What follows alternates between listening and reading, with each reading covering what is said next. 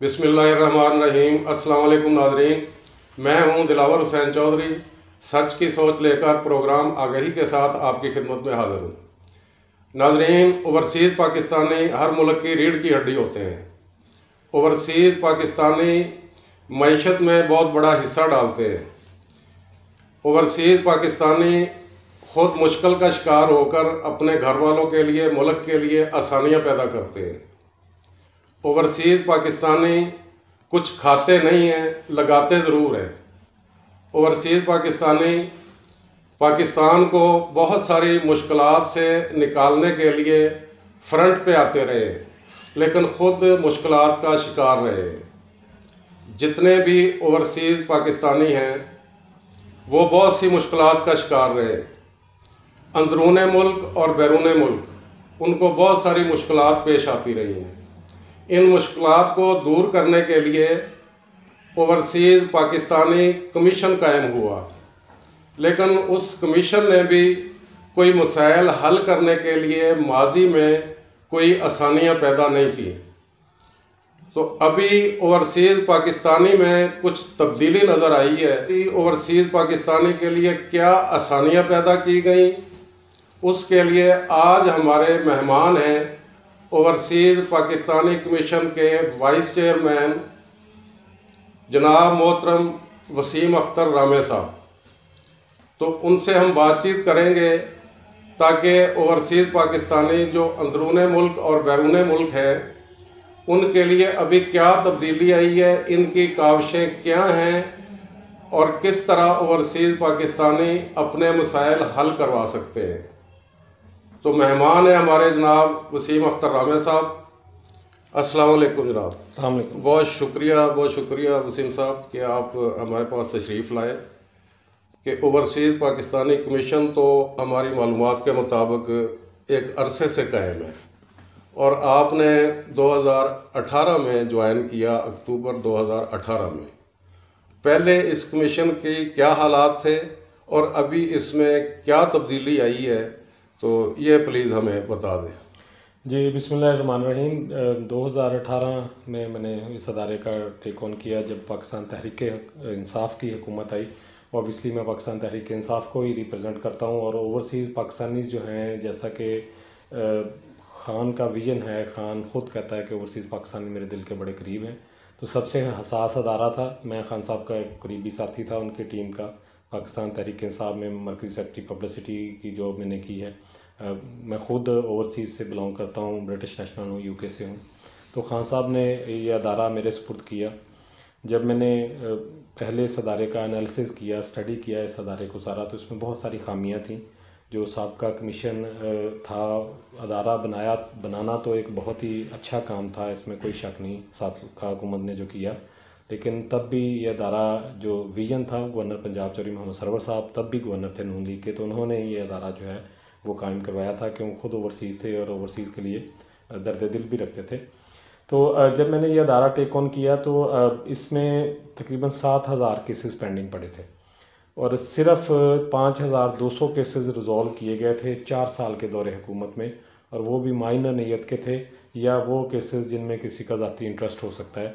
तो एक तो इस सिस्टम में कोई भी मेरिट का निज़ाम नहीं था, क्योंकि जो मेरे सामने आए कि ऐसे केसेस थे जो 4-4 साल से पेंडिंग पड़े थे और कुछ ऐसे केसेस थे जो आने के हफ्ता बाद रिजॉल्व हो गए थे। तो जैसे इंटरनेशनल सिस्टम होता है कि क्यू वाइज आपके केसेस की हियरिंग होती है, वो सिस्टम नहीं था। इस वजह से मनपसंद लोगों के काम कर दिए जाते थे और बाकी जो आम लोग हैं वो इस अदारे से बेनिफिट नहीं ले पा रहे थे। मैंने सबसे पहले आके ये निज़ाम तब्दील किया अदारे का। मैंने नया पोर्टल रीडिज़ाइन करवाया जिसमें एक सिस्टम है कि हम कोई भी जो कंप्लेन है अपनी मर्ज़ी से आगे फॉरवर्ड नहीं कर सकते। वो जैसे इंटरनेशनल सिस्टम में है कि क्यू वाइज चलता है। तो हर डिस्ट्रिक्ट में हमने कमेटी बनाई जिसका चेयरमैन हमने लगाया, उसका वाइस चेयरमैन डीसीओ होता है, एडीसीआर उसका सेक्रेटरी होता है, डीपीओ साहब उसके मेंबर होते हैं, 2 और पॉलिटिकल मेंबर होते हैं। फिर हमने एक सिस्टम किया कि हर डिस्ट्रिक्ट में 2 मरतबा जो है ओवरसीज़ की कमेटी की मीटिंग होती है जिसमें हर बार 25 केसेस सुने जाते हैं। तो एक तो हम सिस्टम ले आए कि क्यू वाइज किसी बंदे को कहीं सिफारिश करने की ज़रूरत नहीं है, वो ऑटो पे है। जैसे जैसे केस रिजॉल्व होते जाते हैं, नए केसेस ऐड होते जाते हैं, तो वो जो पुराने केसेस थे सबसे पहले हमने उनको रिजॉल्व करके जो है वो पेंडेंसी हमने ख़त्म करने की कोशिश की। साथ फिर ऑब्वियसली नए केसेस भी आ रहे थे, क्योंकि जो लोग नून लीग के दौरे हुकूमत में इंसाफ नहीं हासिल कर सके थे, थक हार के बैठ गए थे, उनकी उम्मीद थी कि पाकिस्तान तहरीक इंसाफ की गवर्नमेंट आई है तो इनसे रिव्यू किया जाए। तो लास्ट ईयर हमारे पास कुछ 4000 के करीब नए केसेस भी आए। अदारे पे बड़ा बोझ था। हमने एक प्रॉपर प्रोसेस जारी किया, डिस्ट्रिक्ट मीटिंग्स स्टार्ट करवाई, उन पे हेयरिंग स्टार्ट करवाई हमने। फिर इसके अलावा अकेले अदारे की जो पेंडेंसी थी उसको अलग किया कि कौन से अदारे के हमारे पास कितने केसेस हैं। उन अदारों के मिनिस्टर से, सेक्रेटरी से मैं पर्सनली जाके मिला, उनके साथ MOU साइन किए, उनको वो केसेस की फ़ाइल्स दी कि ये आपके अदारों के मुतल्लिक़ केसेस हैं ओवरसीज़ के, इनको रिजॉल्व किया जाए। ऐसे फेडरल अदारों के जितने भी केसेस हैं उनको मैंने पर्सनली जाके फेडरल सेक्रेटरी से, फेडरल मिनिस्टर से, एजुकेशन के थे केसेस, हेल्थ के थे, रेवेन्यू के थे, और बहुत सारे जो सबसे सेंसिटिव इशू थे वो प्रॉपर्टी के थे। और प्रॉपर्टी में भी आगे कई चीज़ें आ जाती हैं। प्रॉपर्टी में एक तो रेवेन्यू मैटर्स होते हैं जो प्योरली गवर्नमेंट के मुलाजमीन की ज़िम्मेदारी है, ब्यूरोक्रेट की ज़िम्मेदारी है। मैं SMBR साहब से मिला, उनके साथ मिलके मैंने MOU साइन करवाया, एक नुमाइंदा अपना जो रिप्रेजेंटेटिव बोर्ड ऑफ रेवेन्यू में लगवाया जो ओवरसीज़ के केसेस को फास्ट ट्रैक किया जा सके। फिर जितनी भी हाउसिंग सोसाइटीज़ हैं गवर्नमेंट रिलेटेड, जैसे LDA है, GDA है, FDA है, उनके चेयरमैन से, उनके DG से मैं जाके मिला, उनके मुतल्लिक़ा जो हाउसिंग सोसाइटी के जितने भी केसेस थे उनसे डिस्कस किए। फिर जो प्राइवेट हाउसिंग सोसाइटीज़ थी उनका इशू था कि उनके केसेस कैसे रिजॉल्व किए जाएँ। तो मैंने फिर DG NAB से मुलाकात की, उनको सारा जो सिनारियो सुनाया कि ये मसला है, ऐसे ओवरसीज़ के साथ ज़्यादती हो रही है, किस्तों पे प्लाट बेचते हैं, उन प्लाट सोसाइटियाँ कहीं एग्जिस्ट नहीं करती, जो होती हैं उनकी वो मंजूरी नहीं होती, इलीगल होती हैं, वहाँ किस्तों पे लोगों से पैसे ले लेते हैं, बार पोजेशन पे आता है तो जगह अवेलेबल नहीं होती। तो वहाँ उनसे मतलब कि मैंने रिक्वेस्ट की कि हमें मदद की जाए। तो फिर DG NAB ने भी बाकायदा एक डायरेक्टर जो है NAB का वो स्पोक्समैन लगा दिया ओवरसीज़ का। फिर हम उनके थ्रू जितने भी हमारे पास ऐसे केसेस थे जो सोसाइटीज़ में पोजेशन के मैटर्स थे, पैसे ले लिए थे और केसेस उनको पोजेशन नहीं दी गई थी, तो वहाँ से हैमर हमने करना शुरू किया कि जितने भी केसेस NAB के थ्रू रिजॉल्व किए जा सकते हैं। तो इसी तरह पुलिस के मैटर्स थे, मैंने बार बार IG पंजाब से मिला, उनसे सारे DPOs को लेटर लिखवाए, जितने भी पुलिस केसेस पेंडिंग थे उनको रिजॉल्व करने की कोशिश की। तो आज माशाल्लाह पुलिस का जो हमारा रिजॉल्व रेट है वो 95% है, कि अगर हमारे पास 100 एप्लीकेशंस आई हैं तो उनमें से हमने 95 केसेस रिजॉल्व कर दिए हैं। और ये अदारा जब मैंने टेक ऑन किया तो इसका रिजॉल्व रेट 37% था ओवरऑल, 7000 की पेंडेंसी के साथ। तो हमने वो पेंडेंसी भी क्लियर की है, नए केसेस भी, और आज ये रिजॉल्व रेट जो है वो 62% पे है। पिछले कमीशन ने 4.5 सालों में 5200 केसेस रिजॉल्व किए थे, हमने एक साल में 6000 केसेस रिजॉल्व करके 12 अरब रुपए की जो प्रॉपर्टी साथ है वो कब्ज़ा से छुड़ाई है ओवरसीज़ की। फिर आगे कोर्ट्स का था कि एक इशू था कि जब भी किसी पे हाथ डालते थे तो वो कोर्ट्स में केसेस चले जाते थे। मैं chief justice of high court से मिला, उनसे रिक्वेस्ट की, उनको मैंने साथ लेके मुख्तलिफ़ कंट्रीज़ के दौरे किए जहाँ हमने एम्बेसीज़ में साइलिन को बुलाया, उनके मसाइल सुने। चीफ जस्टिस साहब ने आके, chief justice of high court Shamim साहब थे जब, शमीम अहमद साहब, उन्होंने जनाब ओवरसीज़ सेल बना दिया है हाई कोर्ट्स में, जिसके साथ नोटिफिकेशन है फास्ट ट्रैक केसेस रिजॉल्व करने का। वो भी डायरेक्ट भी जो ओवरसीज़ हैं उस कोर्ट में एप्लीकेशन दे सकते हैं। साथ उन्होंने हर डिस्ट्रिक्ट में ओवरसीज़ के लिए कोर्ट नॉमिनेट कर दी, जहाँ जो कि फास्ट ट्रैक कोर्ट्स हैं, जहाँ साथ नोटिफिकेशन है कि 6 माह के अंदर अंदर उन केसेस के हर सूरत फैसले होते हैं। और साथ फिर हमने वो उनको कोर्ट्स अनाउंस करवाया कि ओवरसीज़ को पाकिस्तान आने की भी ज़रूरत नहीं है, उनकी स्टेटमेंट भी जो है वो वीडियो लिंक के थ्रू ली जा सकेगी और वो काबिल कबूल होगी। अभी इंशाल्लाह फ्यूचर में बहुत जल्द जो हम 37% से 62% पे लेके आए हैं, अगर ये कोरोना का टर्नओवर बीच में ना आता हो, इसलिए कोरोना की वजह से अदारे 6 माह बंद रहे हैं, उसमें कोई हेयरिंग्स वगैरह हमारी नहीं थी, अभी भी पार्शली चल रही हैं। तो इस मंथ के इस ईयर के एंड तक मेरा टारगेट है कि मैं इसको 80% तक इंशाल्लाह रिजॉल्व रेट जी माशाल्लाह। तो आपकी इस बातचीत से तकरीबन वो सवालात जो काफ़ी हमारे नाजरीन के लिए हमारे जहन में थे उनका आपने बड़ा तफसील से जवाब दे दिया, लेकिन फिर भी कुछ सवालात बाकी हैं कि जैसे ओवरसीज़ पाकिस्तानी हैं, ख़ास तौर पे जो अरब ममालिक हैं इनमें, तो वहाँ पे जो हमारी एम्बेसी है या हमारे कौंसलेट हैं उनकी तरफ से अभी तक भी शिकायत बाकी हैं। माजी में तो बहुत ज़्यादा थी, आपकी बातचीत से वाज़ेह हो गया कि ये एक अनएक्टिव अदारा जो है उसने आपने उसको एक्टिव किया, और एक्टिव करने के साथ साथ उसको एक कानूनी कुछ पेचीदगियाँ जो थी वो भी दूर करने की कोशिश की। तो ओवरसीज़ पाकिस्तानी को जो बाहर मुश्किलात हैं उनमें से जैसे पासपोर्ट बनवाना होता है, तो उसमें बहुत ज़्यादा ये हकीकत है कि कौंसलेट और जो एम्बेसीज हैं उनकी तरफ से मुश्किलात हैं। दूसरा ये कि ओवरसीज़ पाकिस्तानी कुछ छोटे मोटे केसों में वहाँ की जेलों में भी बंद है, तो उनकी तरफ कुछ अदम तवज्जो का शिकार रहे हैं वो पिछली हुकूमतों में। तो ये जो शिकायत इस तरह की ओवरसीज़ पाकिस्तानी को हैं, तो इसके ऊपर आपने क्या अभी तक कुछ आपके इल्म में है, ये सब कुछ क्या तवज्जो दे रहे हैं? जी, एक तो पहली बात तो ये कि मैं थोड़ा ब्रीफ कर दूं कि लोगों को समझना चाहिए कि किस अदारे का क्या काम है। ओवरसीज़ पाकिस्तानी कमीशन जो है ये 2014 एक्ट असम्बली से पास शुदा एक्ट के तहत ये अदारा बना है, और इसका काम है जो ओवरसीज़ हैं उनके जो पंजाब के अंदर मसाइल हैं, क्योंकि ये पंजाब का अदारा है, पंजाब की ब्यूरोक्रेसी के साथ मिलकर काम करता है। जो पंजाब के अंदर कोई भी मसला है वो हम हल करते हैं।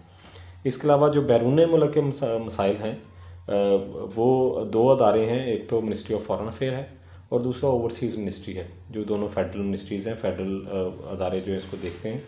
हाँ, एक prime minister task force for overseas employment and welfare है, मैं उसका डायरेक्टर हूँ। उसमें जुल्फ़ी बुखारी साहब उसके चेयरमैन हैं, सीएम प्राइम मिनिस्टर के बिहाफ पे वो उसको देखते हैं, उस अदारे को।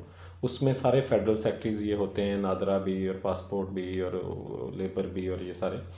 तो उसकी बाकायदा मीटिंग होती है और उसमें हमें इसीलिए बुलाया गया है क्योंकि हम ओवरसीज़ के मसाइल को डील करते हैं, इसलिए मेरी रिप्रेजेंटेशन उसमें रखी गई है।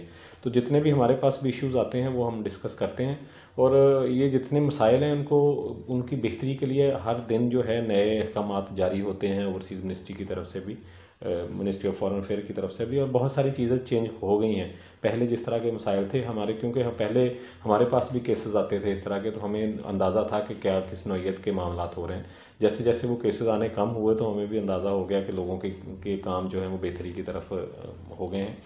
एक जो अदारे ने की है सहूलत ओवरसीज़ के लिए, जो बैरून मुल्क इस तरह के इशूज़ थे, जब आप पासपोर्ट वगैरह बनाते थे, नेशनलिटी अप्लाई करते हैं, तो आपको एक सिक्योरिटी सर्टिफिकेट चाहिए होता है अपने मुल्क से। पहले जो वो सिक्योरिटी क्लियरेंस सर्टिफिकेट है वो 6-6 माह साल वो लोग मतलब लोगों को नहीं मिलता था, वो उधर से क्योंकि एम्बेसी के थ्रू आना होता है, फिर इधर पेंडिंग पड़ा रहता है अदारों में।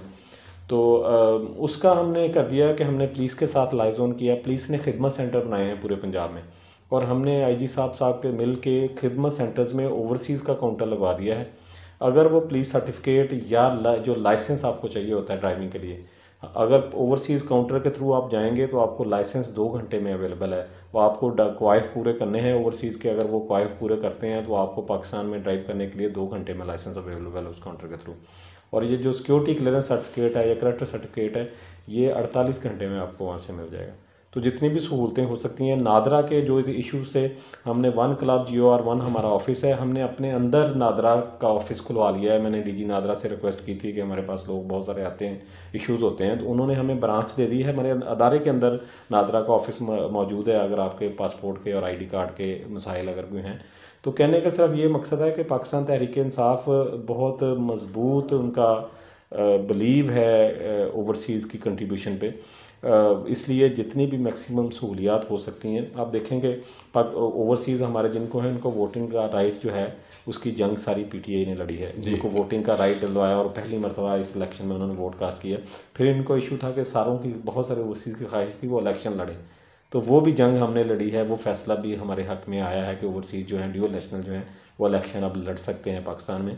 सर्टन कंडीशंस हैं कि उनको अगर वो जीत जाते हैं तो ऊथ लेने के बाद, ऊथ लेते वक्त उन्हें अपनी नेशनलिटी सरेंडर करनी पड़ेगी, लेकिन वो अभी उनको इलेक्शन लड़ने की इजाज़त हो गई है। और साथ हम एक कार्ड इंट्रोड्यूस करवा रहे हैं कि ओवरसीज़ कार्ड जो है उसके साथ आपको बाकायदा 9 किस्म की सहूलियात थी, जिसमें जो इंपोर्ट पे टैक्स एग्जेम्पशन थी जितनी भी। अगर आप रेमिटेंस सर्टन लेवल की रेमिटेंस अगर अकाउंट्स के थ्रू करते हैं तो आपको एक ओवरसीज़ कार्ड इशू होगा, जिस पे आपको गाड़ियाँ को किसी हद तक वो उनकी इंपोर्ट पे टैक्स फ्री है। इंटरनेशनल जितने भी PI के लॉन्चेस वगैरह हैं उनमें एक्सेस फ्री है, लॉजिस्टिक्स, आप कार्गो में आपको उसमें काफ़ी सारी फैसिलिटीज़ हैं, उसको एक प्रॉपर पैकेज बना के फिर जो हमने एक अकाउंट इंट्रोड्यूस करवाया है ओवरसीज़ के लिए, उससे लोगों को बहुत सारी सहूलियात हो गई हैं। बहुत सारे ओवरसीज़ पाकिस्तान बैठे थे, वो पीछे किसी को पैसे भेजते थे, कभी भाई ने खा लिए, कभी भांजे ने खा लिए, वो अपने काम उनके पेंडिंग रह जाते थे। तो अभी वो अपने इंटरनेशनल अकाउंट वहाँ से बैठे उसको ऑनलाइन प्रोसेस कर सकेंगे और अपनी सारी पेमेंट्स प्रोसेस कर सकेंगे।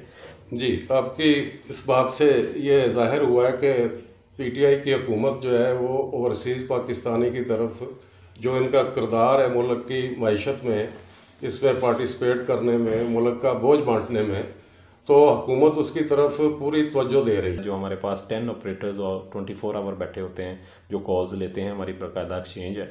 आप पूरी दुनिया से कहीं से भी फ़ोन करके कंप्लेन लिखा सकते हैं। तीसरा हमारा वॉक इन कंप्लेन सेंटर है, one club GR1 CM office मार रोड पे।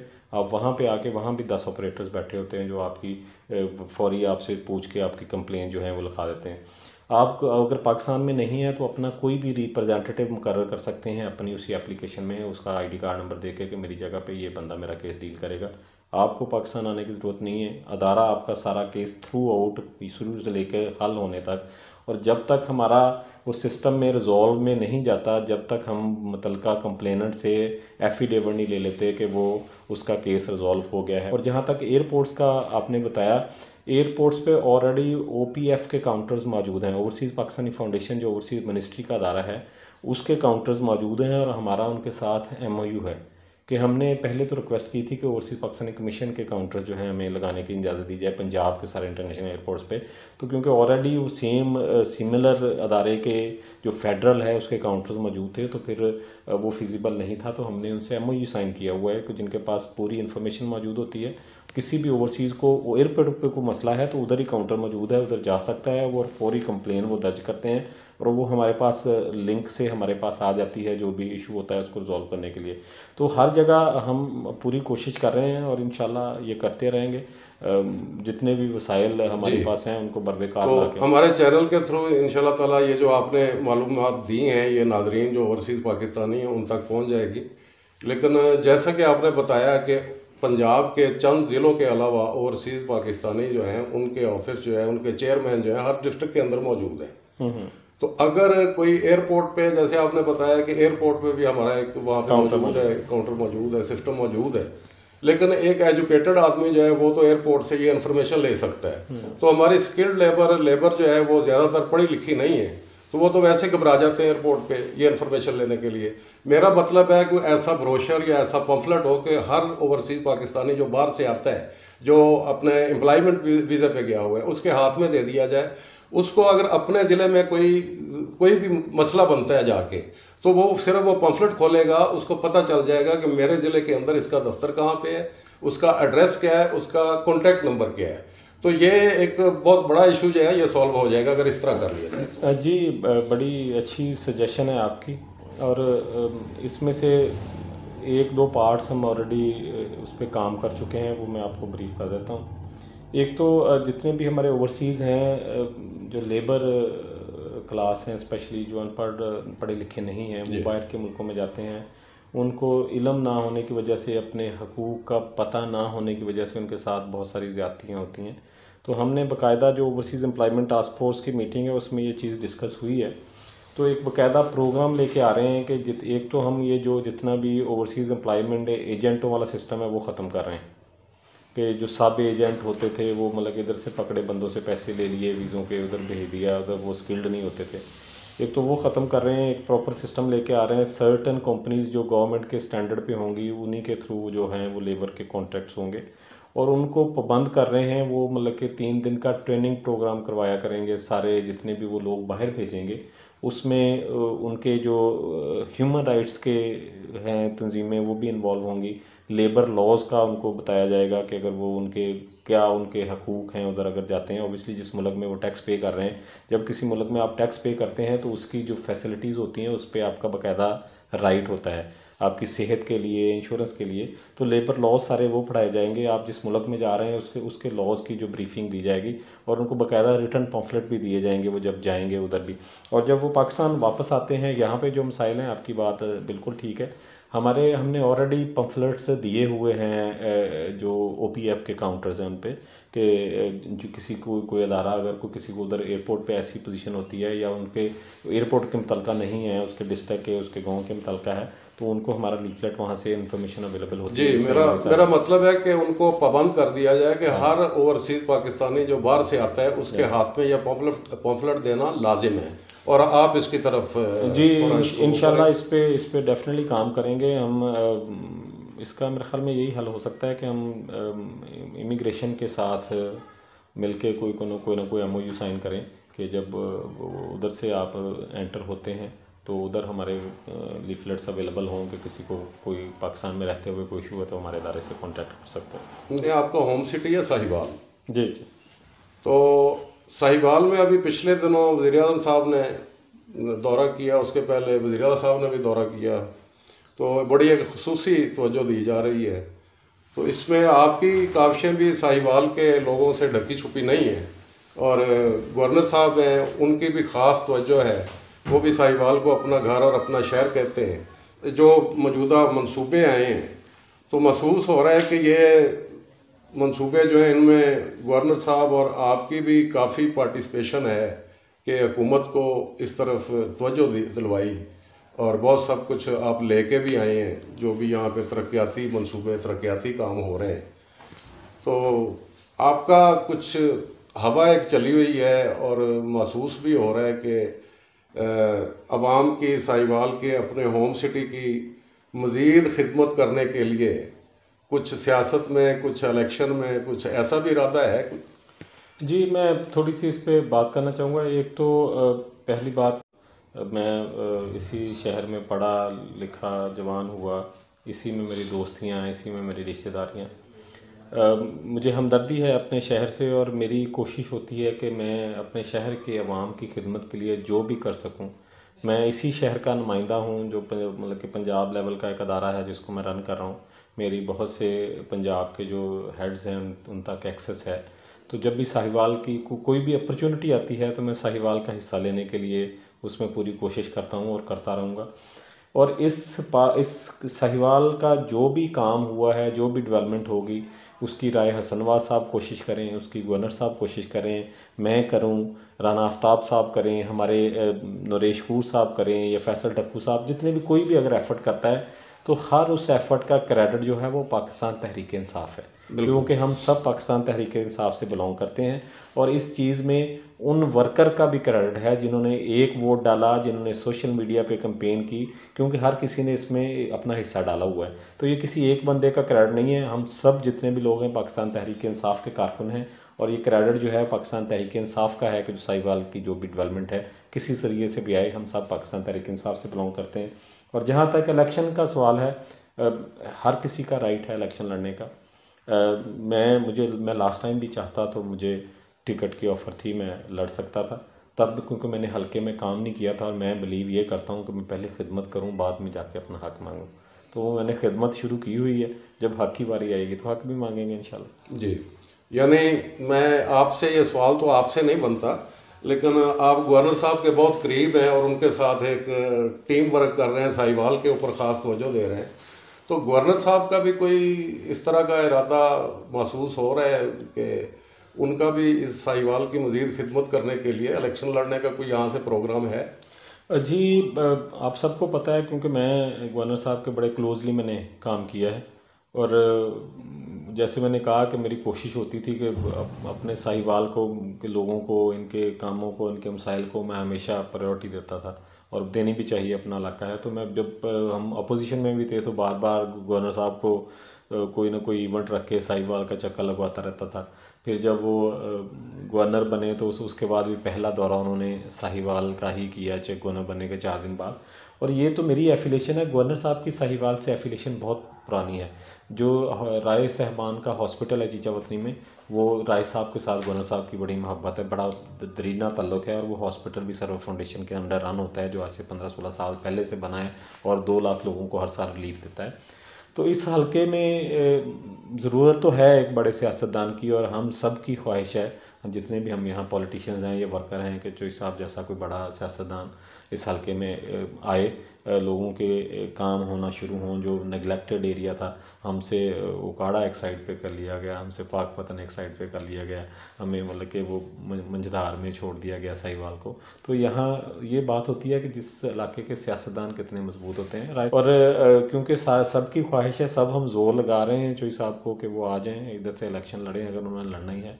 तो देखिए, लेट्स सी, अभी बड़ा टाइम पड़ा है, लेकिन उनको हमने इतना तो कन्विंस कर लिया है कि वो साहिवाल आते जाते रहें और साहिवाल के लोगों पे हाथ रखें, और वो खुद भी साहिवाल को अपना दूसरा घर समझते हैं। वो साहिवाल को अपना दूसरा घर समझते हैं। उम्मीद की जा सकती है इंशाल्लाह ताला कि साहिवाल में तब्दीली की उम्मीद पैदा हो गई है। और मज़ीद भी आप जैसे जो मेहरबान लीडरशिप है, आप जैसे जो दोस्त हैं, जो इंतहाई आपकी आजिज़ी है, किसी से ढकी छुपी नहीं है।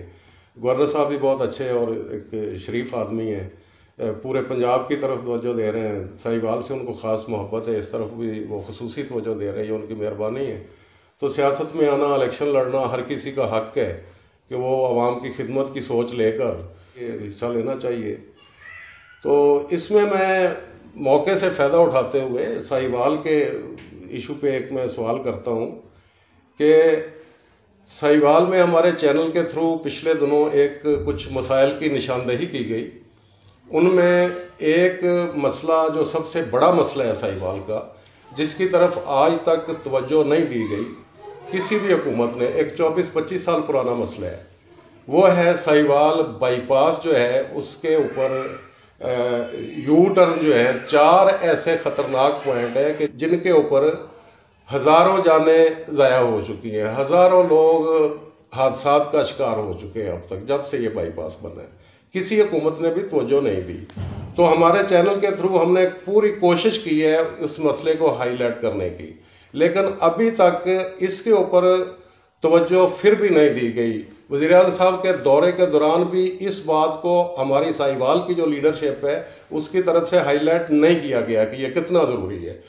उन यू टर्नों के ऊपर जो बाईपास के हैं, रोज़ाना की बुनियाद पे रेस्क्यू 112 जो है, वहाँ की रिपोर्ट्स निकलवा के आप देख सकते हैं कि रोज़ाना की बुनियाद पे कितने हादसा होते हैं, कितनी जानें ज़ाया होती हैं। तो मैं मियाँ साहब मौके से फ़ायदा उठाते हुए, आप गवर्नर साहब के बहुत करीब हैं, ये NHA के अंडर है ये बाईपास, तो ये मैं आपकी तवज्जो दिलाना चाहूँगा कि मेहरबानी करके इस तरफ भी कोई तवज्जो दिलाएं हुकूमत की कि ये साहिवाल का एक बहुत बड़ा मसला है। उसके बाईपास ना होने की वजह से जितने भी साहिवाल के ज़्यादातर कॉलेज, यूनिवर्सिटियाँ, साहिवाल की जो गला मंडी, फ्रूट मंडी, ये सारी उस बाईपास के पार है, और पाकपतन की जितनी जाने वाली ट्रैफिक है वो सारी उसी बाईपास से यू टर्न के ज़रिए वो जाती है। यू टर्नों की वजह से बाईपास पे डेफिनेटली एक तेज़ रफ्तार ट्रैफिक होती है, डेली की बुनियाद पे वहाँ पे हादसा हो रहे, इस तरफ गौर नहीं किया गया। तो मैं गुजारिश करूँगा कि आप गवर्नर साहब की तवज्जो इस तरफ भी दिलवाएं, ताकि अवाम को उम्मीद हो जाए कि इस तब्दीली के दौर में जो 24 साल से ये मसला हल नहीं हो सका, तो इस मसले में भी कुछ तब्दीली नज़र आए और इसके हल होने की उम्मीद हो। जी, मैं पहले तो आपको मुबारक दूं कि आपके चैनल ने एक बड़ा ही संजीदा मसला है जो उठाया है, और दूसरा आपको मैं एक खुशखबरी भी दे दूं कि आप के शायद इल्म में नहीं है कि आपका उठाया हुआ मसला शायद लीडरशिप तक नहीं पहुंचा। ये मसला लीडरशिप तक पहुंचा है। जिस रोज़ प्राइम मिनिस्टर पाकिस्तान आए हुए थे, गवर्नर पंजाब भी वहीं थे, चीफ मिनिस्टर भी वहीं थे, तो उस रोज़ ये मसला डिस्कस हुआ है। मुझे अभी याद नहीं है या शकील खान न्याज़ी साहब ने किया है, शायद ये फैसल ढक्कू ने किया है, किसी ने ये मसला रेज़ किया था, इस पर डिबेट हुई है और इसको लिखा गया है। चीफ मिनिस्टर साहब ने अपनी टीम को लिखवाया है कि इसका चेक करवाएं क्या इशू है और इसका कैसे क्या सलूशन हो सकता है। तो आपका जो आपके हिस्से का काम आपने कर दिया, गवर्नमेंट के नॉलेज में आ गया है, इंशाल्लाह गवर्नमेंट भी अपने हिस्से का काम करेगी। इंशाल्लाह जी, बहुत उम्मीद है, इंशाल्लाह आपके तरफ से मज़ीद इसके ऊपर गौर किया जाएगा। साहिवाल आपका अपना शहर है, यहाँ के लोग जो हैं उनका दर्द जितना आप जानते हैं दूसरे इक़्तिदार के ऐवानों में बैठे हुए शायद ना जान सकें। तो इस मसले की तरफ अगर गौर किया जाए तो ये बहुत एक यानी सवाब का भी इसमें अल्लाह ताला जज़ा भी देगा कि जो जानें ज़ाया हो चुकी हैं हज़ारों के हिसाब से, उनमें कुछ रुकावट पैदा हो जाए मज़ीद और हमारा जानी और माली नुकसान जो अरबों रुपए का इस बाईपास पे हो चुका है वो रुक सके इंशाल्लाह। मियाँ साहब बहुत बहुत मेहरबानी थैंक यू। टाइम देने की कि आपने हमारे चैनल को टाइम दिया और हमारे चैनल के तवसत से ओवरसीज़ पाकिस्तानी जो अंदरून मुल्क हैं और बैरून मुल्क हैं उनको बहुत सारी मालूमात फराहम होगी और उम्मीद है हमारी जो तजावीज़ हैं ओवरसीज़ पाकिस्तानियों के लिए तो उन पर मज़ीद और गौर किया जाएगा। और ये आपके इस सीट पे होते हुए उम्मीद है कि ओवरसीज़ पाकिस्तानी को भी तब्दीली नज़र आएगी कि वाकई ओवरसीज़ पाकिस्तानी के लिए जो PTI की हुकूमत है वज़ीर-ए-आज़म इमरान खान साहब और उनकी जो टीम है ख़ुसूसी तवज्जो दी है और उनके जो मसाइल हैं जो मुश्किलात हैं वो फ्यूचर में इंशाअल्लाह ताला हल होंगे, उनके लिए आसानियाँ पैदा की जाएंगी। बहुत बहुत शुक्रिया हमारे चैनल को टाइम देने का। तो नाज़रीन ये था हमारा प्रोग्राम। इंशाअल्लाह ताला आइंदा अगले प्रोग्राम आगाही में हम किसी और शख्सियत के साथ आपकी खिदमत में हाज़िर होंगे ताकि आपके लिए आसानियाँ पैदा की जा सकें, आपको ज़्यादा से ज़्यादा मालूमात फ़राहम की जा सकें। बहुत बहुत शुक्रिया। खुदा हाफ़िज़।